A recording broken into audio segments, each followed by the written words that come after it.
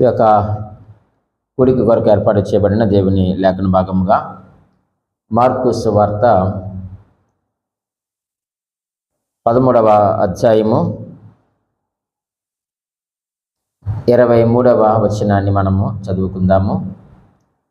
Mark సువార్త 13వ అధ్యాయము 23వ వచనములో ఇలాగూ రాయబడి ఉంది: మీరు జాగ్రత్తగా ఉండుడి, ఇదిగో సమస్తమును మీతో ముందుగా చెప్పియున్నాను.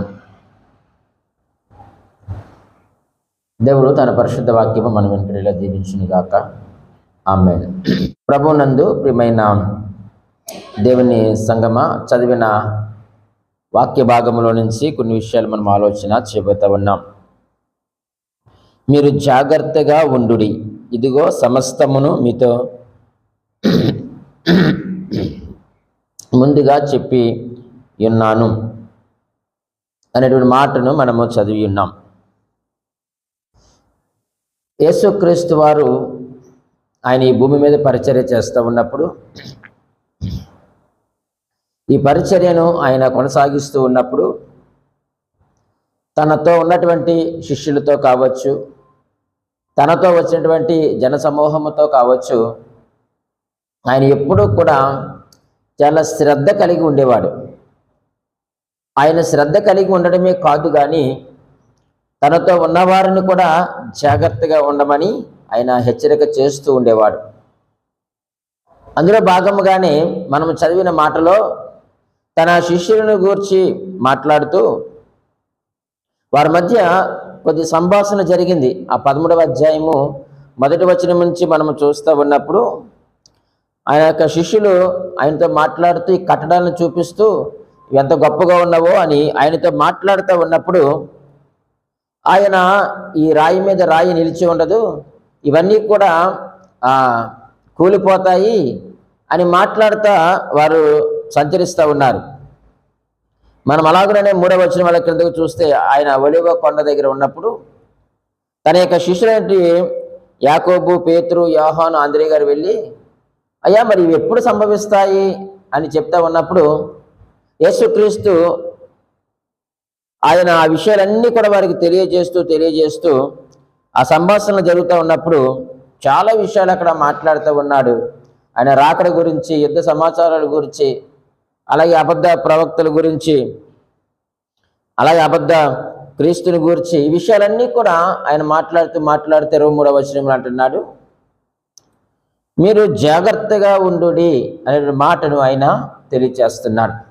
ఈరోజు దేవుని యొక్క వాక్యమును వింటున్నటువంటి మనము కూడా దేవుని యొక్క ఆ యొక్క ప్రేమలో, ఆయన యొక్క సన్నిధిలో, ఆయన యొక్క సహవాసంలో కొనసాగుతున్నటువంటి మనమును కూడా జాగ్రత్త పడాలి అన్న విషయాన్ని మనము ఆలోచన చేయవలసిన వారిగా ఉన్నాం. ఎందుకు మనము జాగ్రత్త పడాలి, ఏ విషయంలో మనము జాగ్రత్త పడాలి, ఇవన్నీ కూడా మన ఆలోచనలోనికి రావాలి. మనము మన పిల్లలకు బయటికి వెళ్ళేటప్పుడు జాగ్రత్త చెప్తాం, జాగ్రత్తగా వెళ్ళిరా అని చెప్తాం. ఏ విషయంలో జాగ్రత్తగా ఉండాలి అని అంటే, వారు రోడ్డు మీదకి వెళుతూ ఉన్నారు కాబట్టి అక్కడ వాహనములు ఉంటాయి, నువ్వు జాగ్రత్తగా వెళ్ళు. ఒకవేళ నువ్వు పొలంలోనికి వెళ్తా ఉన్నప్పుడు జాగ్రత్తగా వెళ్ళి రండి అంటారు. పొలంలోనికి వెళ్ళినప్పుడు ఎందుకు జాగ్రత్త వహించాలి అని అంటే, ఏమో ఏ పాము ఉంటుందో, ఏ పురుగు ఉంటుందో తెలియదు. సో కాబట్టి జాగ్రత్తగా ఉండమని చెప్పడం తప్పేమీ కాదు. అయితే మనం చాలా జాగ్రత్తగా ఉండాలి. యేసుక్రీస్తు వారు కూడా కొన్ని జాగ్రత్తలు, ఇంచుమించుగా 7 జాగ్రత్తలు ఆయన చెప్పినట్లుగా మన పరిశుద్ధ గ్రంథంలో మనము చూడగలుగుతున్నాం. ఆయన మాట్లాడుతూ మీరు జాగ్రత్తగా ఉండండి, జాగ్రత్తగా ఉండండి, జాగ్రత్తగా ఉండండి అంటున్నాడు. అయితే మనం ఏ విషయంలో జాగ్రత్తగా ఉండాలి చూద్దాం రండి. మత్తయి సువార్త 6వ అధ్యాయము, మత్తయి సువార్త 6వ అధ్యాయము చదువుతా ఉన్నాను. 1వ వచనం ఇలాగూ రాయబడి ఉంది: మనుషులకు కనబడవలని వారు ఎదుట మీ నీతి కార్యము చేయకుండా జాగ్రత్త పడుడి, లేని ఎడల పరలోకమందున్న మీ తండ్రి యొద్ద మీరు ఫలము పొందరు. చూడండి, ఈ యొక్క మత్తయి సువార్త 6వ అధ్యాయం 1వ వచనములో ఆయన ఏ విషయంలో జాగ్రత్త పడమన్నారు అనంటే, మీ నీతి కార్యములు చేయకుండా జాగ్రత్త పడండి. ఎక్కడ చేయకుండా జాగ్రత్త పడమన్నాడు? మీరు నీతి కార్యములు చేయండి, ఆ పనులు చేయండి, కానీ ఎక్కడ చెయ్యాలో అక్కడే చెయ్యండి. ఎక్కడ పడితే అక్కడ మీరు చేయకూడదు అని అంటున్నాడు. చూడండి, మనుషులకు కనబడవలని వారు ఎదుట మీ నీతి కార్యమును చేయకుండా జాగ్రత్త పడండి. ఇంతకీ నీతి కార్యం అంటే ఏమిటి అని మనము ఆలోచన చేయవలసిన వారిగా ఉన్నాం. ప్రియమైన దేవుని సంగమా, ఒకవేళ నీవు చేసేటువంటి ఆ నీతి కార్యం లేటో నేను మీకు తెలియజేస్తాను, కానీ వాటిని మనుషులు ఎదుట మీరు చేయకండి. అవి ఎక్కడ చేయాలో కూడా మనం ఆలోచించేద్దాం. మనుషుల ఎదుట మాత్రం మీరు నీతి కార్యాలు మీరు చేయొద్దు అని చెప్తూ, చూడండి ఏమిటి ఆ నీతి కార్యములు అని అంటే 2వ వచనముల నుంచి ఇలా రాస్తూ ఉన్నాడు. కావున నీవు ధర్మము చేయనప్పుడు మనుషుల వలన ఘనత నొందవలనని వేషధారుల సమాజ మందిరములలోను వీధుల్లోనూ చేయులాగున నీ ముందర బోర ఊదింపవద్దు, వారు తమ ఫలము పొంది ఉన్నారని నిశ్చయముగా మీతో చెప్పుచున్నాను అన్నాడు. నీవైతే ధర్మము చేయనప్పుడు నీ ధర్మము ఎలా ఉండాలట? రహస్యముగా నుండి నిమిత్తము నీ కుడి చెయ్యి చేయనది నీ ఎడమ చేతికి తెలియకుండా ఉండవలెను. 4వ వచనంలో, అట్లయితే రహస్యమందు చూచు నీ తండ్రి నీకు ప్రతిఫలం ఇచ్చును అనే మాట మనం చూస్తున్నాం. ఇక్కడ ఏమిటి నీతి కార్యములు? ఏవి మనం మనుషులు ఎదుట కనబడాలని మనం చేయకూడదని అంటే, మొదటిది మనం ఆలోచన చేస్తే ప్రియమైన వాళ్ళరా, ఆయన ధర్మము అనేటువంటి మాటను మనం అక్కడ చూస్తున్నాం. మొదటిది ఏంటంటే ధర్మము. నీవు కుడి చేతితో చేసింది ఎవరికి తెలియకూడదట? ఎడమ చేతికి తెలియకూడదు. ఒకవేళ చాలా మంది లోకంలో ఏం చేస్తున్నారంటే చిన్నిపాటి ధర్మం చేస్తున్నారు, ధర్మం చేసి దాన్ని సోషల్ మీడియాలో పెడుతున్నారు. చిన్న ధర్మం చేస్తున్నారు, వాట్సాప్ గ్రూపుల్లో పెడుతున్నారు. చిన్న ధర్మం చేస్తున్నారు, యూట్యూబ్లో పెడుతున్నారు. ఇది చేసేది క్రైస్తవులే, వారి కొరకే మనం మాట్లాడుతూ ఉన్నాం. కానీ దేవుని యొక్క వాక్యం ఏమి తెలియజేస్తూ ఉన్నారు? నీవు చేసేటువంటి ధర్మము అది నీతి కార్యము. మనుషులు ఎదుట నువ్వు చెయ్యొద్దు. నువ్వు ఘనత నొందాలని పేరు ప్రఖ్యాతుల కొరకు నువ్వు మనుషులు ఎదుట నీతి కార్యాలు చెయ్యొద్దు.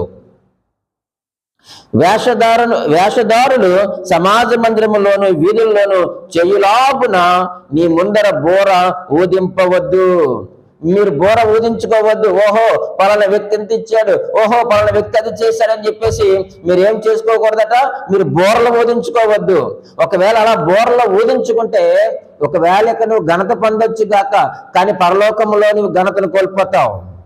నువ్వు ఇక్కడ ఫలము పొందొచ్చు గాక, కానీ పరలోకంలో ఫలాన్ని మనము కోల్పోతాం.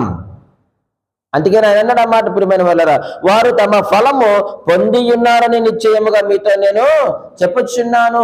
ఎవరైతే చిన్నది ఆ యొక్క ధర్మ కార్యము చేసి మనుషులు ఎదుట ఎవరైతే బోర ఊదించుకుంటున్నారో, ఎవరైతే గొప్పలు చెప్పించుకుంటున్నారో, ఎవరైతే ఘనతలకు పోతున్నారో, పేరు ప్రఖ్యాతులకు పోతున్నారో, అంటే పరలోకంలో వారి యొక్క ఫలాన్ని ఏం చేస్తారట?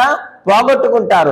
ఈ లోకంలో ఫలాలు సంపాదించుకోవడానికి, పేరు ప్రఖ్యాతులు సంపాదించుకోవడానికి నీవు ప్రయాస పడితే పరలోకంలో ఫలాన్ని, బహుమానాన్ని నీవు పోగొట్టుకుంటావు. కాబట్టి ఈ ధర్మ కార్యం అనేటువంటిది, ఈ ధర్మం అనేటువంటిది ఇది నీతి కార్యము. ఇది మనుషులు ఎదుటి నువ్వు చేయకు, మనుషులకు కనబడవల్లని నువ్వు చేయొద్దు. నువ్వు కుడి చేతితో చేస్తే ఎడమ చేతికి తెలియకూడదు, ఎడమ చేతితో చేస్తే కుడి చేతికి తెలియకూడదు. రెండవదిగా మనం ఆలోచన చేస్తే ప్రియమైన వాళ్ళరా, రెండవదిగా ధర్మకార్యం ఏమిటి అని అంటే ప్రార్థన కదండి. ఆ యొక్క 5వ వచనంలో, మరి మీరు ప్రార్థన చేయనప్పుడు వేషధారుల వలె ఉండవద్దు, మనుషులకు కనబడవలని సమాజ మందిరములోను వీధుల మూలలోను నిలిచి ప్రార్థన చేయుట వారికి ఇష్టము. వారు తమ ఫలము పొంది ఉన్నారని నిశ్చయముగా మీతో నేను ఏం చేస్తున్నాను? చెప్తూ ఉన్నాను. ప్రార్థన అనేటువంటిది కూడా అది నీతి కార్యము, ధర్మము నీతి కార్యము. అది రహస్యమందున నీ తండ్రికి చేయి. నీ రహస్యమందున తండ్రికి చేస్తే ఆ తండ్రి నీకు ప్రతిఫలం ఇస్తాడు. అలాగే ప్రార్థన కూడా అది నీతి కార్యము. అది మీరు ప్రార్థన చేయనప్పుడు వేషధారుల వల్ల మీరు ఉండొద్దు, మనుషులకు కనబడాలని మీరు చేయొద్దు, సంత వీధుల్లో మీరు చేయొద్దు, సమాజం మందిరాల్లో మీరు నిలిచి ప్రార్థన చెయ్యొద్దు. మనుషులు చూస్తారని, వారు గణపరుస్తారని, అబ్బో ఎంత ప్రార్థనాపరుడో అని అంటారని. అలాగ మనుషులు చూస్తారని మనుషులు మెప్పు కొరకు నువ్వు అలాగ గనుక ప్రార్థన చేస్తే వారు ఏం పొందారని చెప్పండి, ఫలము పొంది ఉన్నారట. నువ్వు ఈ భూమి మీద ఈ లోకంలో నువ్వు ఘనత పొందాలనుకుంటే పరలోకంలో నువ్వు ఘనతను కోల్పోతావు. ఇక్కడ నువ్వు ఫలము పొందాలనుకుంటే పరలోకంలో నువ్వు ఫలమును ఏం చేస్తావు, పోగొట్టుకుంటావు. ఇక్కడ నువ్వు బహుమానం పొందాలనుకుంటే పరలోకంలో నువ్వు ఏం పోగొట్టుకుంటావంటే బహుమానమును నువ్వు పోగొట్టుకుంటావు. కాబట్టి ఆయన అంటున్నాడు, నీతి కార్యముల విషయంలో మీరు జాగ్రత్త పడండి. మీరు చెయ్యండి, కానీ మనుషులు ఎదుటి మీరు చెయ్యొద్దు, బోర్లు ఊదించుకోవద్దు.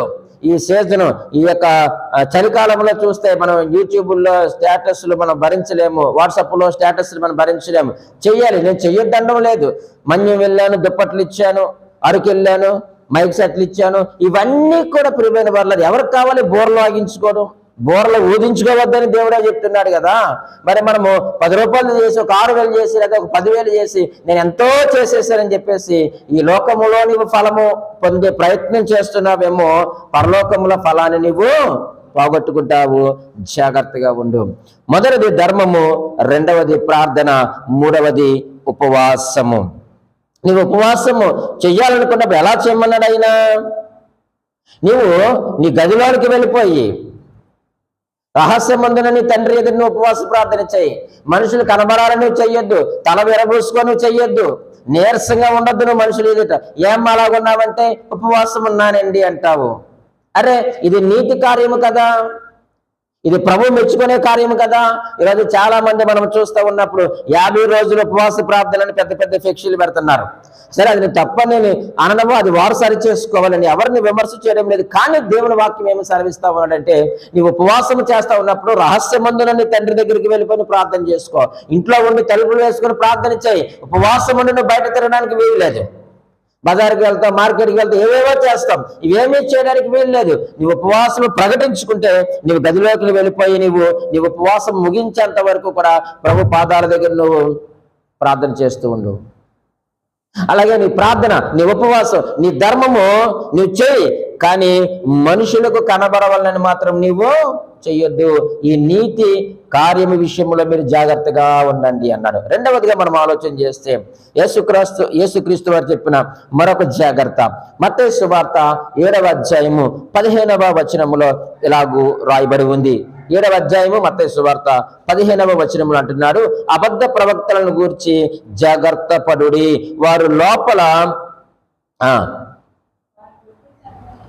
వారు గొర్రెల చర్మము వేసుకుని మీ యొద్దకు వత్తురు, కానీ లోపల వారు క్రూరమైన తోడేళ్ళు అని రాస్తున్నాడు. ప్రియమైన వాళ్ళరా, రెండవది యేసుక్రీస్తు వారు అంటున్నారు, అబద్ధ ప్రవక్తల విషయంలో జాగ్రత్తగా ఉండండి.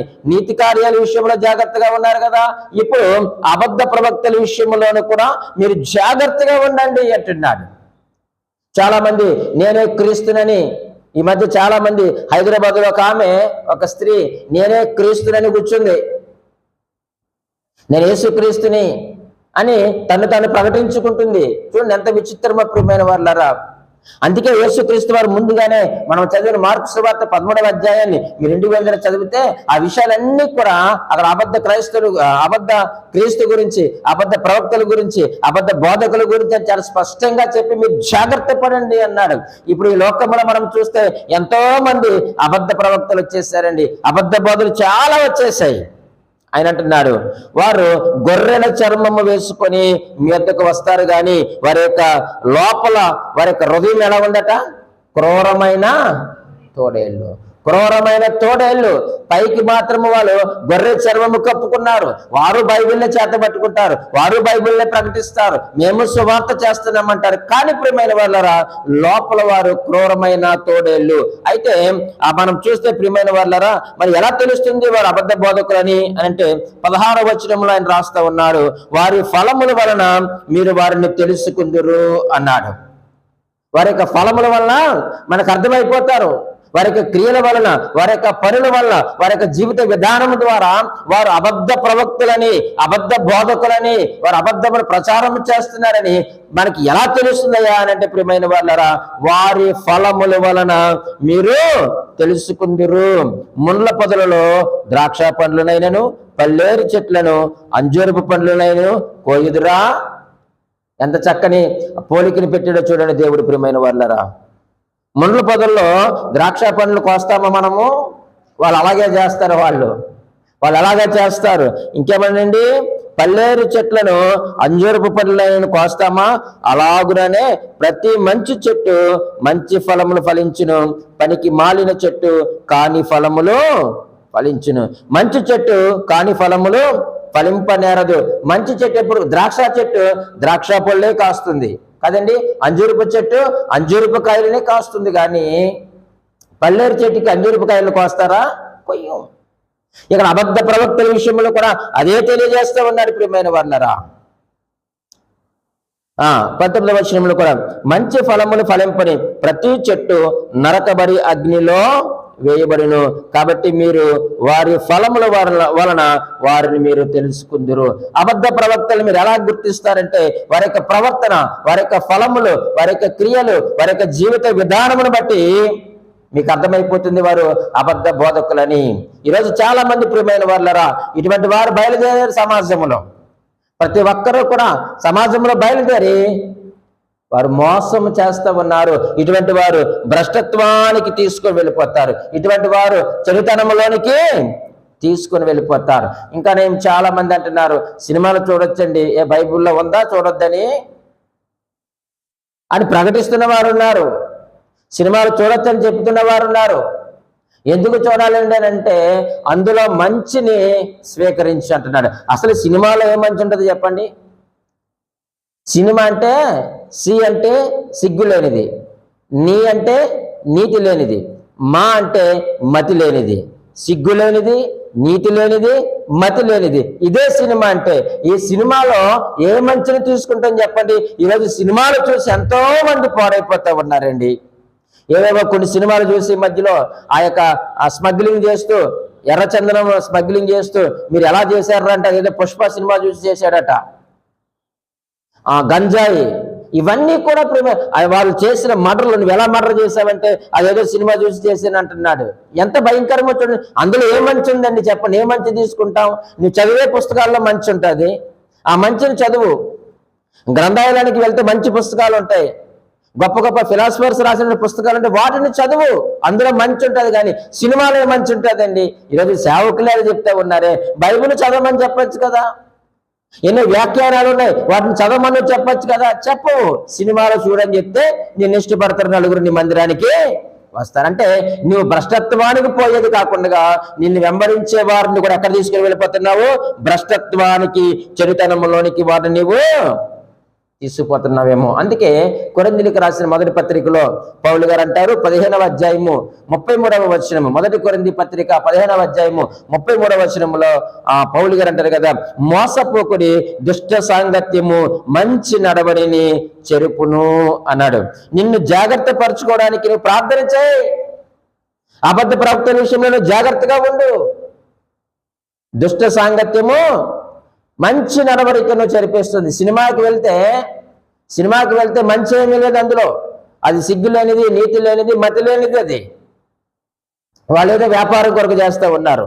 ఒక మాట చెప్పమంటారు ప్రియమైన వాళ్ళారా, మెడలో పాము వేసుకొని కరవదలే అనుకుంటే చాలా పొరపాటు అండి కదండి. మెడలో మనం పామును వేసుకొని అదేం చేదులే, అదేమి కరదలే అంటే అది చాలా పొరపాటు. ఈరోజు చాలా మంది అలాగనే బయలుదేరుతా ఉన్నారు. అందుకని యేసుక్రీస్తు వారు అన్నారు అబద్ధ ప్రవక్తల విషయంలో మీరు జాగ్రత్తగా ఉండండి అన్నాడు. 3వ జాగ్రత్తను మనము ఆలోచన చేద్దాం. మత్తయి సువార్త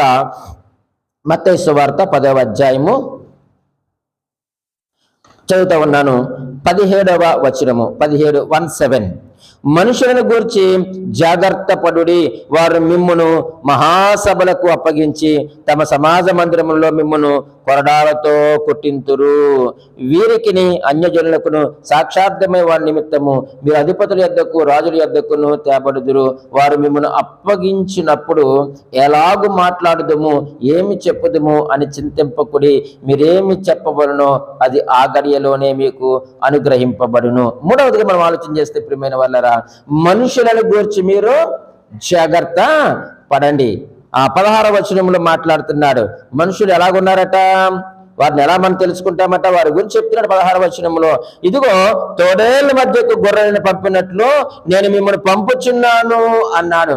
మనుషుల విషయమే మీరు జాగ్రత్తగా ఉండండి. మనుషుల విషయమే మీరు జాగ్రత్తగా ఉండండి. ఆ మనుషులు ఎలాగున్నారట, ఆ మనుషుల యొక్క స్వభావం ఎలాగుందట, ఇదిగో తోడేళ్ల మధ్యకు గొర్రెలను పంపినట్టు నేను మిమ్మును పంపుచున్నాను అన్నాడు. మనుషులు చాలా భయంకరంగా ఉన్నారు. ఒక్క మాటలో చెప్పాలి అంటే వారు పైకి మేడి పండులాగా ఉన్నారు, కానీ లోపల క్రూరత్వమే ఉన్నది. అందుకే మనుషుల విషయంలో జాగ్రత్తగా ఉండండి. ఆ జాగ్రత్త ఎలాగుండాలట, అక్కడ రాస్తూ 16వ వచనంలోనే, గనుక పాముల వలె వివేకులను పావురము వలె నిష్కాపటులునై ఉండండి అన్నాడు. చూసారా, మీరు మనుషుల విషయంలో జాగ్రత్తగా ఉండండి. వారు ఎటువంటి వారట, తోడేళ్ళు వంటి వారు, క్రూరత్వము కలిగిన వారు, వారు దుష్టులు, చిరునడత నడుస్తున్న వారు. కాబట్టి మనుషుల గురించి జాగ్రత్తగా ఉండండి. ఎలా జాగ్రత్తగా ఉండాలి ప్రభువా అంటే అంటున్నాడు కదా, పాము వలె వివేకమును పావురము వలె నిష్కాపట్యమును కలిగి మీరు ఉండండి. వివేకము కలిగి ఉండండి. అరే ఎలా వస్తుందండి మనకి వివేకము? ఈ తెలివితేటలు ఎలాగొస్తాయండి మనకు అని అంటే, సామెతల గ్రంథములో జ్ఞాని అయిన సొలొమోను గారు రాస్తూ 2వ అధ్యాయము, సామెతల గ్రంథము 2వ అధ్యాయము 3-4 వచనములో ఆయన అంటున్నాడు కదా, తెలివికై మొర్ర పెట్టిన ఎడల, వివేచనకై మనవి చేసిన ఎడల, వెండిని వెతికినట్లు దాన్ని వెతికిన ఎడల, దాచబడిన ధనమును వెతికినట్లు దాన్ని వెతికిన ఎడల. చూడండి, తెలివికై మొర్ర పెట్టు, వివేచనకై మనవి చేయి. ఎలా వెతకాలంటే దాన్ని వెండిని వెతికినట్లుగా మనము వెతకాలి. దాచినటువంటి ధనాన్ని మనం వెతుకుతాము కదండి, ఆ యొక్క ధనమును వెతికినట్లుగా మనము దేవుని దగ్గర వెతకాలి. నీకు వివేకము కావాలా, నువ్వు నిష్కాపట్యముగాను ఉండాలి అని అంటే దేవుని దగ్గర అడగాలి, నువ్వు వెతకాలి. అందుకే 2వ తిమోతి పత్రిక 2వ అధ్యాయము 7వ వచనంలో కూడా ఆయన మంచి మాట చెప్తా ఉన్నాడు. ఈ మంచి మాట 2వ అధ్యాయము 2వ తిమోతి పత్రిక 2వ అధ్యాయము 7వ వచనంలో అంటున్నాడు, నేను చెప్పు మాటలు ఆలోచించుకొనుము, అన్ని విషయముల యందు ప్రభువు నీకు వివేకము అనుగ్రహించును. నీకు వివేకము కావాలి అని అంటే దేవుని మాటలు విను. తిమోతితో అదే మాట్లాడుతున్నాడు, నేను చెప్పు మాటలు ఆలోచించుకోనము, అన్ని విషయముల యందు ప్రభువు నీకు వివేకం అనుగ్రహించును. ఈరోజు మనము పాముల వలె వివేకులుగా మనం ఉండాలి అని అంటే, పావురము వలె నిష్కాపట్యము కలిగి మనం ఉండాలి అని అంటే, ఆ వివేకం మనకు కావాలి అంటే దేవుని యొక్క మాటలు మనము వినాలట. ఆయన యొక్క మాటలు ఆలోచించు. అన్ని విషయములందు ప్రభువు నీకు వివేకం అనుగ్రహిస్తాడు. నీవు దేవుని యొక్క వాక్యం వినాలి. ప్రతిరోజు దేవుని యొక్క వాక్యాన్ని నువ్వు చదవాలి. నువ్వు చదివినప్పుడు, నువ్వు విన్నప్పుడు ఖచ్చితంగా దేవుడు నీకు వివేకం ఇస్తాడు, నీకు జ్ఞానమునిస్తాడు, నీకు తెలివితేటనిస్తాడు. కాబట్టి నువ్వు దేవుని యొక్క వాక్యమును వెండిని వెతికినట్లుగా వెతకాలి, దాచబడిన ధనమును వెతికినట్లుగా నువ్వు వెతకాలి. కొన్ని మార్లు మనం ఎక్కడ డబ్బులు పెట్టి ఏం చేస్తుంటే మర్చిపోతాం. చాలా అవసరం, అర్జెంటు, బయట ఎవరో ఎదురు చూస్తున్నారు, వాళ్ళకి ఇవ్వాలి. ఏం చేస్తాము మనం? ఎలా వెతుకుతాము? తీరుబడిగా వెతుకుతామా? కొంతమంది నత్త నడిచినట్టు నడుస్తారు. ఏదైనా పని చెప్తే నత్తలా నడుస్తుందండి, చాలా స్పీడ్గా పరిగెడుతుందా? ప్రపంచంలో దానికంత స్లోగా ఏది కూడా ఉండదు. కానీ రోజు మనము తెలివిని వెతకడానికి నత్తలాగే మనం ఉంటున్నామేమో, ఆ జ్ఞానమును వెతకడానికి నత్తలాగే మనం ఉంటున్నామేమో. కానీ దేవుని యొక్క వాక్యం ఏమి తెలియజేస్తా ఉన్నాడు అంటే, దాచబడిన ధనమును వెతికినట్లుగా నువ్వు వెతకాలి, వెన్నును వెతికినట్లు వెతుకు. నువ్వు నా వాక్యమును జాగ్రత్తగా వింటే నీకేమి కలుగుతుంది చెప్పండి?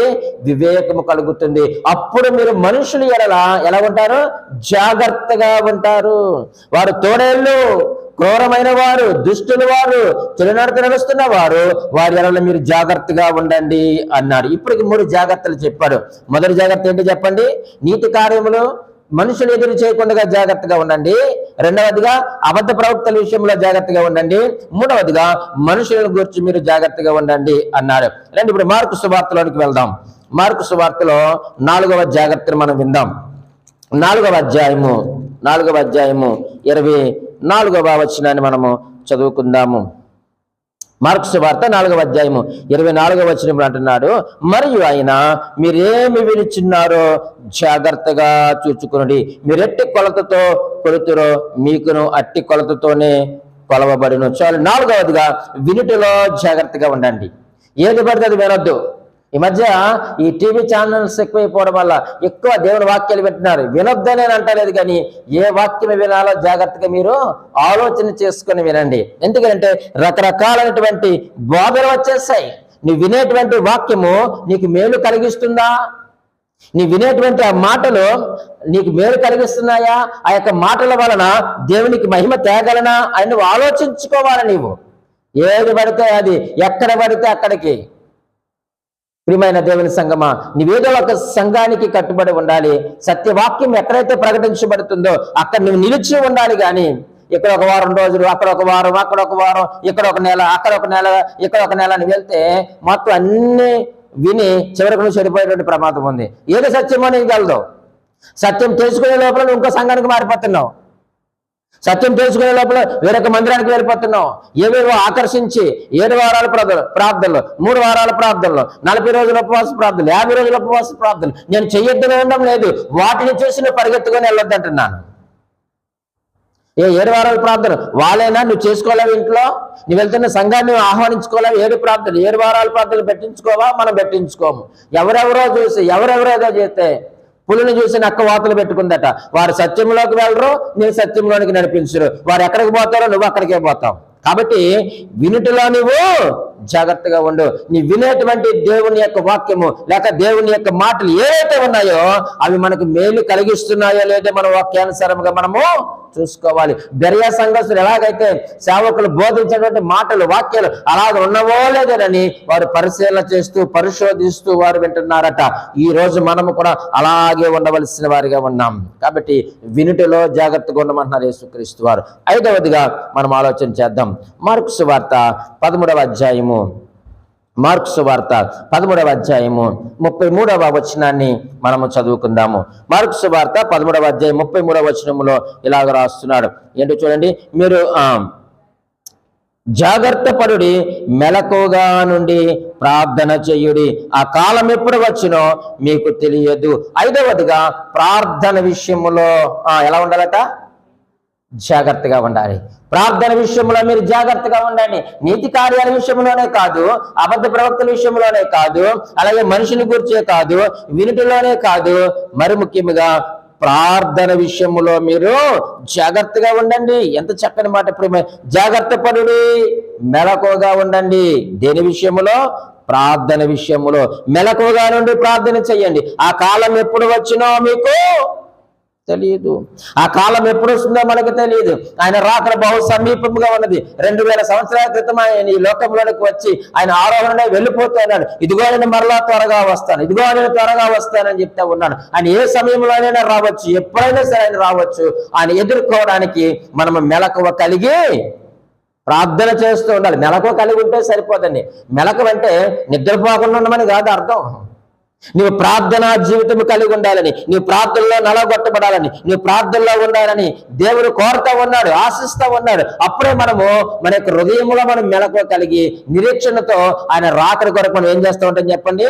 ప్రార్థన చేస్తూ ఉంటాము. విశ్వాసి రోజుకి 1 గంట అయినా సరే ప్రార్థన చేసుకోవాలి. విశ్వాసికి రోజుకి 1 గంట అయినా సరే కానీ దేవుని యొక్క వాక్యాన్ని చదువుకోవాలి. ప్రార్థన చేయకుండా దేవుని యొక్క వాక్యాన్ని చదవకుండా మనం దినమును ప్రారంభించడానికి వీలు లేదు. ప్రార్థన చేయలేనంత బిజీగా ఎవరు ఉండొద్దు. ప్రార్థన చేయలేనంత బిజీగా మీరు వంటలు ఏం చేయొద్దు. ప్రార్థన చేయలేనంతగా మీరు పని చేయొద్దు. ఈరోజు మన యొక్క ప్రార్థన ఏ స్థాయిలో ఉందో మనం ఆలోచన చేయవలసినటువంటి అవసరం ఉంది. మన ప్రార్థనా జీవితము ఎలాగుందో ఒక్కసారి మనము ఆలోచన చేసుకోవాలి. మనుషులందరి కొరకు మనం ప్రార్థన చేయాలి. సమాజం కొరకు ప్రార్థన చేయాలి. రాజుల కొరకు, ప్రభుత్వాల కొరకు, మనం దేశాల కొరకు ప్రార్థన చేయవలసిన వారిగా ఉన్నాము. మనము సిద్ధపడుతూ అనేకలను మేల్కొల్పాలి. ప్రియమైన వారులారా, మన భారతదేశం యొక్క రక్షణ కొరకు మనం ప్రార్థన చేయాలి. ఎంతో మంది ప్రభువుని ఎరగని వారు ఉన్నారు, నశించిపోతున్న వారు ఉన్నారు. వారందరి కొరకు మనం ఏం చేయాలట? ప్రార్థన చేయవలసిన వారుగా ఉన్నాము ప్రియమైన వారులారా. కాబట్టి ఆయన అంటున్నాడు, జాగ్రత్త పడుడి. యేసుక్రీస్తు వారు చెప్పినటువంటి మాటలండి ఇవన్నీ కూడా. మీరు జాగ్రత్త పడండి, మెలకువగా ఉండి ప్రార్థన చేయండి అంటున్నాడు. ప్రార్థన విషయంలో మనం జాగ్రత్తగా ఉందాం. 6వదిగా మనం ఆలోచన చేస్తే ప్రియమైన వారులారా, లూకా సువార్త 12వ అధ్యాయము, లూకా సువార్త 12వ అధ్యాయము చదువుతా ఉన్నాను. 1వ వచనములో ఇలాగూ రాయబడి ఉంది. లూకా సువార్త 12వ అధ్యాయం 1వ వచనం. అంతలో ఒకరినొకడు త్రొక్కుకున్నట్లు వేల కొలది జనులు కూడినప్పుడు ఆయన తన శిష్యులతో మొదట ఇట్లని చెప్పసాగాను, పరిసయ్యుల వేషధారణ అను పులిసిన పిండిని గురించి జాగ్రత్త పడుడి అంటున్నాడు. ప్రియమైన దేవుని సంగమ, యేసుక్రీస్తు వారు చెప్పినటువంటి జాగ్రత్తల్లో 6వ జాగ్రత్త ఏంటో చెప్పమంటారా? పులిసిన పిండిని గురించి మీరు జాగ్రత్త పడండి. ఏమిటి పులిసిన పిండి అని మనం ఆలోచన చేస్తే, కొరింథీయులకు రాసినటువంటి పత్రికలో, మొదటి కొరింథీ పత్రికలో ఆ పులిసిన పిండి గురించి యేసుక్రీస్తు వారు మాట్లాడుతూ ఉన్నారు. మొదటి కొరింథీయులకు రాసిన మొదటి పత్రిక 5వ అధ్యాయము చూడండి ప్రియమైన వాళ్ళారా, 6వ వచనంలో ఇలాగూ రాయబడి ఉంది, మీరు అతిశయపడుట మంచిది కాదు, పులిసిన పిండి కొంచెమైనను ముద్దంతయు పులియజేయునని మీరు ఎరుగరా అంటున్నాడు. ఇక్కడ పులిసిన పిండి దేని గురించి మాట్లాడుతున్నాడంటే ప్రియమైన వాళ్ళారా, అతిశయపడుట మంచిది కాదు. అతిశయము, ఈరోజు చాలా మంది అతిశయపడతా ఉన్నారు. దేన్ని బట్టి అతిశయపడుతున్నారంటే వారికి కలిగిన దాన్ని బట్టి అతిశయపడుతున్నారు. క్రీస్తుని బట్టి అతిశయపడడం లేదు, దేవుని వాక్యమును బట్టి అతిశయపడడం లేదు, దేవుని యొక్క కృపను బట్టి మనం అతిశయించడం లేదు. కానీ మనకు కలిగిన జ్ఞానమును బట్టి, ధనమును బట్టి, బలమును బట్టి, బంధువర్గమును బట్టి, స్థానికతను బట్టి మనం ఏం చేస్తున్నామయ్యానంటే, మన యొక్క అందాన్ని బట్టి మనం ఏం చేస్తున్నామంటే అతిశయపడతా ఉన్నాము. ఇది పులిసిన పిండి, ఇటువంటిది మీలో ఉండకూడదు. అటువంటి అతిశయము మీలో ఉంటే మిగిలిన ముద్దంతా కూడా ఏమైపోతుంది? పులిసిపోతుంది. ఇంకేమన్నాడు? 5వ అధ్యాయము అక్కడ 8వ వచనంలో చూడండి, ఇలా రాస్తూ ఉన్నాడు, గనుక పాతదైన పులిపిండితోనైనను దుర్మార్గతయు దుష్టత్వమునను పులిపిండితోనైనను కాకుండా అన్నాడు. ఇక్కడ మరొక 2 విషయాలు జ్ఞాపకం చేస్తాను. ఒకటి దుర్మార్గత, 2 దుష్టత్వము. అతిశయము అనేటువంటిది పులిపిండి, దుర్మార్గత అనేటువంటిది పులిపిండి, దుష్టత్వం అనేటువంటిది పులిపిండి. అది మన యొక్క హృదయంలో ఉంటే ఆ యొక్క పులిపిండి ఈ మిగిలిన ముద్దంతా కూడా ఏం చేస్తుంది చెప్పండి? పులిసిపోయేలా చేస్తుంది. షుగర్ వచ్చిందండి, కాలు బొట్టనేలు మీద కురుపు వచ్చింది, ఆ గాయం తగ్గడం లేదు. డాక్టర్ గారు అన్నారు కుదరదండి, ఆ యొక్క బొట్టనవేలు ఏం చేయాలి? కట్ చేసి తీసేవాళ్ళని అన్నారు. అమ్మమ్మ లేదండి, నేను ఆ గోరు చాలా బాగా పెంచుకుంటున్నాను, రోజు నెయిల్ పాలిష్ వేస్తున్నానండి, దానికి నీట్గా రకరకాలుగా షాంపూలు రాస్తున్నాను, పౌడర్లు రాస్తున్నానండి అంటే కుదరదండి. సరే అమ్మ ఉంచుకోండి అంటాడు ఆయన. ఉంచుకుంటే ఎవరికి నష్టం? ఆ వేలు తీసేస్తే మిగిలిన ముద్దంతా బాగుంటుంది. లేదండి, అది నేను ఎంత గారంగా పెంచుకుంటున్నానండి, ఆ బొట్టన వేలు లేదా చిటికిన వేలు తీయడానికి వీలు లేదండి అంటే, సరేనమ్మా నీ ఇష్టం అంటాడు. ఆ యొక్క షుగర్ ఉన్నటువంటి ఆ వేలుని బట్టి మన శరీరం అంతా కూడా షుగర్ ఏం చేస్తుంది చెప్పండి? తినేస్తుంది. ఆ యొక్క లేదా భాగం ఏదైతే ఉందో ఆ భాగాన్ని తీసేస్తే మిగిలినంతా బాగుంటుంది అన్నప్పుడు ఆ పులిసిన దాన్ని మనం ఏం చేయాలి చెప్పండి? తీసి పారేసుకోవాలి. ఈరోజు మన జీవితంలో అతిశయమైనటువంటి పులిపిండి ఉందేమో, దుర్మార్గమైనటువంటి పులిపిండి ఉందేమో, దుష్టత్వం అనేటువంటి పులిపిండి ఉందేమో. ఇంకొక పులిపిండి కూడా చెప్పండి. అక్కడే 9వ వచనంలో ఆయన అంటున్నాడు చూడండి, జారులతో సాంగత్యము చేయవద్దని నా పత్రికలో మీకు రాసి ఉంటుని. జారత్వమును గురించి ఆయన మాట్లాడుతున్నాడు. ఇది చాలా ప్రమాదకరమైనటువంటిది. దాని గురించి ఇంకా వివరంగా ఆయన 11వ వచనంలో రాస్తున్నాడు. 11వ వచనంలో, ఇప్పుడైతే సహోదరులు అనబడిన వాడు ఎవడైనను జారుడు గాని, లోబి గాని, విగ్రహారాధికుడు గాని, తిండిబోతు గాని, త్రాగుబోతు గాని, దోచుకునేవాడు గాని అయ్యున్న ఎడల అట్టి వానితో సాంగత్యము చేయకూడదు, భుజింపనకూడదని మీకు రాయిచున్నాను. జాగ్రత్త. సాంగత్యము, ఏ సాంగత్యం అండి అది? జారత్వము చేయవారితో మీరు సాంగత్యం మీరు చెయ్యొద్దు. అటువంటి వారిని మీరు సంఘాల్లో ఉంచొద్దు, గెంటేయండి బయటికి. అదే చేశాడండి అక్కడ, అదే చెప్తున్నాడు ఆయన. అటు వానితో సాంగత్యం మీరు చెయ్యొద్దు. జారత్వము చేస్తున్న వారితో గాని, లోబితో గాని, విగ్రహారాధికుడితో గాని, తిండిబోతుతో గాని, తాగుబోతుతో గాని, దొంగతో గాని అట్టి వారితో మీరు సాంగత్యము చేయకూడదు. వారింటికి వెళ్ళకూడదు, వారింటి దగ్గర భుజింపకూడదు, వారితో మీరు స్నేహం చేయకూడదు, వారితో మీరు చట్టా పట్టాలు వేసుకొని మీరు తిరగొద్దు. ఎవడవాడు? జారత్వము జరిగిస్తున్నవాడు. అటువంటి పులిపిండి సంఘములో ఉంటే సంఘమనే ముద్దంతా కూడా పాడైపోతుంది. కాబట్టి పెద్దలు, సంఘ విశ్వాసులు అందరూ కలిపి మర్యాదగా అటువంటి వారిని బయటకు ఏం చేయాలట? పంపించేయండి. అది పాస్టర్ గారైనా అంతే, నేనైనా అంతే, పెద్దలైనా అంతే, పరిచారకులైనా అంతే, సంఘంలో విశ్వాస అయినా సరే, ఎవరైనా సరే కానీ దుష్ట సాంగత్యం అనగా ఆ యొక్క జారత్వముతో ఎవరైతే సాంగత్యము చేస్తున్నారో, ఎవరైతే లోబిగా ఉన్నారో, ఎవరైతే విగ్రహారాధన చేస్తున్నారో, ఎవరైతే లోకాశలతో బ్రతుకుతున్నారో, లోకాచారాల పద్ధతుల్లో బ్రతుకుతున్నారో వారితో మీరు సహవాసం చేయనే కూడదు, చెయ్యొద్దు. వారింటికి వెళ్ళొద్దు, వారితో మీరు మాట్లాడొద్దు, వారితో మీరు భోజనం కూడా చెయ్యొద్దు అని విశ్వాసుల గురించి మాట్లాడాడు ఇక్కడ.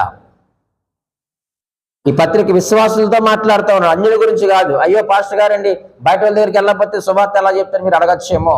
ఆయన అక్కడ చెప్పింది అన్యుల గురించి కాదు, విశ్వాసుల గురించే. విశ్వాసుల గురించే, ప్రభువుని ఎరిగిన వారి గురించే, రక్షణ పొందిన వారిని గురించే, ప్రభు కొరకు ప్రత్యేకించుకున్న వారి కొరకే మాట్లాడుతూ ఉన్నాడు ఆయన.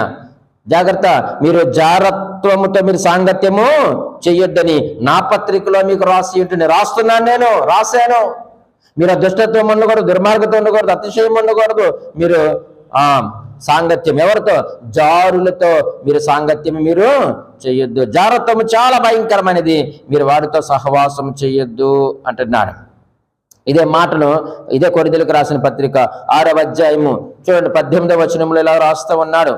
6:18 జారత్వమునకు దూరముగా పారిపోవుడి, మనుషుడు చేయు ప్రతి పాపమును దేహమునకు వెలుపల ఉన్నది గాని జారత్వము చేయువాడు తన సొంత శరీరమునకు హానికరముగా పాపము చేయుచున్నాడు. ఈ జారత్వం అనేటువంటి పులిపిండిని తీసివేయండి, దాని నుంచి మీరు దూరముగా పారిపోండి. ఒకవేళ అది మీలో ఉంటే అది ఏం చేయబడుతుందట? చూడండి, తన సొంత శరీరమునకు హానికరముగా పాపము చేయుచున్నాడు. నీ శరీరం అంతయు కూడా పాపమునకు నువ్వేం చేస్తున్నావు? అప్పగించుకుంటున్నావు. కాబట్టి ఆ జారత్వం అనేటువంటి ఆ యొక్క పులిపిండిని తీసివేయి. ఆ మాట చెప్తానంటున్నాడు 19వ వచనములో, మీ దేహము దేవుని వలన మీకు అనుగ్రహింపబడి మీలోనున్న పరిశుద్ధాత్మకు ఆలమైనదని మీరు ఎరుగరా? అబ్బబ్బబ్బా, ఒకవేళ నువ్వు జారత్వము చేస్తే దేవుడు నీకు ఇచ్చిన యొక్క శరీరము నువ్వేం చేసుకుంటున్నావు? పాపానికి నిలయముగా చేసుకుంటున్నావు. ఈ శరీరము దేవుడు ఇచ్చింది, దేవుడు మీకు అనుగ్రహించినటువంటి దేహము, ఇది దేవుని వల్ల మీకు అనుగ్రహింపబడింది. కాబట్టి మీలో ఉన్నటువంటి పరిశుద్ధాత్మకు మీరు ఏమై ఉన్నారు? ఆలయమై ఉన్నారు. నీలో పరిశుద్ధాత్మ దేవుడు ఉన్నాడు కదా, మరి జారత్వమునకు చోటు ఎక్కడ ఇస్తావు నువ్వు? కాబట్టి జారత్వం నుంచి నువ్వు దూరంగా పారిపోతే పరిశుద్ధాత్మ దేవుని చేత నువ్వు ఏం చేస్తావంటే సహవాసం చేస్తావు. నీ హృదయంలో ఆయన ఉంటాడు అని అంటున్నాడు. ఈ దేహము దేవుడు మీకు అనుగ్రహించాడు, దేవుడు ఇచ్చినటువంటి గిఫ్ట్ ఇది. ఆ బహుమానాన్ని పాడు చేసుకుంటావా? ఆ బహుమానాన్ని తృణీకరించుకుంటావా? ఆ యొక్క బహుమానాన్ని నష్టపరుచుకుంటావా? ఈరోజు చాలా మంది ప్రియమైన వాళ్ళరా, యవన బిడ్డలు కావచ్చు, ఎక్కడైనా చూడండి అక్రమ సంబంధాలు ఎక్కువైపోయాయి. అక్రమ సంబంధాలు ఎక్కడ చూసినా ఇదే సమస్యలు. టీవీల్లో ఇదే సమస్య, యూట్యూబ్లో ఇదే సమస్య, కోర్టుల్లో ఇదే సమస్య. భార్య భర్త, భర్త భార్య, పిల్లలు, ఎవరి బిడ్డలు ఎక్కడ చూసినా ప్రియమైన వాళ్ళరా ఇక అక్రమ సంబంధాలు ఎక్కువైపోయాయి. ఈ జారత్వం ఎక్కువైపోయింది. జాగ్రత్త. దేవుడు అంటున్నాడు, దేవుని వాక్యం తెలియజేస్తుంది, మీ దేహము దేవుని వల్ల మీకు అనుగ్రహింపబడింది. మీరు ఎరగరా సంగతి? మీరు మీ సొత్తు కాదు. 20వ వచనంలో అన్నాడు, విలువ పెట్టి కొనబడిన వారు గనుక మీ దేహముతో దేవుణ్ణే మహిమపరచండి. మీ దేహముతో దేవుని మహిమపరచండి, కానీ మీ దేహాన్ని అపవిత్రతకు మీరు అప్పగించుకోవద్దు. మీ దేహాన్ని జారత్వానికి మీరు అప్పగించుకోవద్దు. మీ దేహాన్ని దుష్టత్వానికి మీరు అప్పగించుకోవద్దు. ఎందుకనంటే ఈ దేహము దేవుడు మనకి ఇచ్చాడు. కాబట్టి ఆయన అంటున్నాడు, ఈ యొక్క జారత్వం నుంచి దూరంగా పారిపో. నేను ఇక్కడ ఒక మాట చెప్పాలని ఆశ కలిగి ఉన్నాను. నీవు కాలిపోకముందే, నువ్వు వాడిపోకముందే, నువ్వు రాలిపోకముందే, మరణం నోట నువ్వు నశించకముందే ప్రభు దగ్గరికి రా. ఆయన ఒప్పుకో, ప్రభు నన్ను నువ్వు వాడుకో. నీ పనిలో, నీ యొక్క సంఘములో, నీ పరిచర్యలో నేను ఒక పనిముట్టిగా, ఒక పాత్రగా, ఒక సాధనముగా నేను వాడబడాలని ప్రభు దగ్గరికి నువ్వు రా. ఖచ్చితంగా ఆయన తనకిష్టమైన పాత్రగా మలుచుకొని ఆయన నిన్ను వాడుకునేటువంటి దేవుడు. 6వదిగా పులిసిన పిండిని గురించి మీరు జాగ్రత్తగా ఉండండి. 7వదిగా మనం ఆలోచన చేస్తే లూకా సువార్త 21వ అధ్యాయము 34వ వచనము. 21వ అధ్యాయము 34వ వచనంలో ఇలాగూ రాయబడి ఉంది, మీ హృదయములు ఒకవేళ తిండి వలనను, మత్తు వలనను, అహీక విచార వలనను మందముగా ఉన్నందున ఆ దినము అకస్మాత్తుగా మేము ఎదుకి ఉరి వచ్చినట్టు రాకుండా మీ విషయమై మీరు జాగ్రత్తగా ఉండండి. 7వ జాగ్రత్త ఏంటో చెప్పమంటారా? తిండి, మత్తు, ఐహిక విచారం. తిండి ఎక్కువ తింటే కొవ్వు పడుతుంది, అంతే కదండి. తిండి ఎక్కువ తింటే కొవ్వు పడుతుంది. నువ్వు ఇవేమి చేయకుండా చక్కగా నువ్వు తిండి తగ్గించుకొని జాగ్రత్తగా ఇంటి దగ్గర నువ్వు ఎక్సర్సైజ్ చేస్తే చాలా సంతోషంగా ఉంటావు. లేదు, తినేవాలి, తిరగాలి, తినాలి, తిరగాలి. అందుకే దేవుని వాక్యం సెలవిస్తూ ఉన్నాడు, మీ తిండి విషయంలో మీరు జాగ్రత్తగా ఉండండి. మీరు కడుపు నిండా తినేస్తే మీరు అత్యధికంగా తింటే మీకు ఏం కలుగుతుందట? మత్తు కలుగుతుంది. మత్తు కలిగితే ఏమొస్తాయట? ఐహిక. అందుకే దేవుని యొక్క వాక్యం ఏమి సెలవిస్తా ఉందంటే, తిండి విషయంలో కానీ మత్తు విషయంలో కానీ ఐహిక విచారాల్లో మీరు జాగ్రత్తగా ఉండండి. అవి చాలా చాలా ప్రమాదము. మీ హృదయములు కృంగిపోతాయి. మీ హృదయాలు కృంగిపోతాయి. ఆ దినము అకస్మాత్తుగా మీ మీదకి ఉరి వచ్చినట్లు రాకుండా మీ విషయమై మీరు జాగ్రత్తగా చూసుకోండి అంటున్నాడు. ఈ మాట మన విషయమై మనం జాగ్రత్తగా చూసుకోవాలి. ఇంతవరకు అందరి విషయంలో జాగ్రత్తగా ఉండమని 7వ జాగ్రత్త ఆయన ఏం చెప్పాడంటే, మీ విషయంలో మీరు జాగ్రత్తగా ఉండండి. మన విషయంలో మనం జాగ్రత్తగా ఉండమంటే ఏంటి? తిండి తగ్గించండి, దానివల్ల మత్తు రాదు. మత్తు రాదు కాబట్టి ఐహిక విచారాలు మనకి ఏమీ కూడా ఉండవు. మనం మెలకు కలిగి ఏం చేస్తూ ఉంటాం?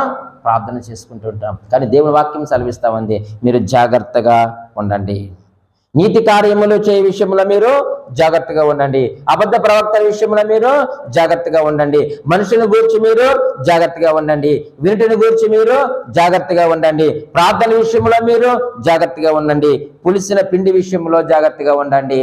తిండి, మత్తు, ఐహిక విచారాల గురించి మీరు జాగ్రత్తగా ఉండండి. ఎందుకు జాగ్రత్తగా ఉండాలి? ఆ దినము బహు సమీపముగా ఉన్నది. ఆయన రాకడ బహు సమీపముగా ఉన్నది. ఒకవేళ మనం మత్తులే నిద్రపోతే మనము కూడా విడవబడతామేమో. జాగ్రత్తగా ఉండమని దేవుని యొక్క వాక్యం హెచ్చరిక చేస్తూ ఉంది. జాగ్రత్తగా ఉందాం. దేవుడి మాటలు దీవించి ఆశీర్వదించును గాక. ఆమేన్.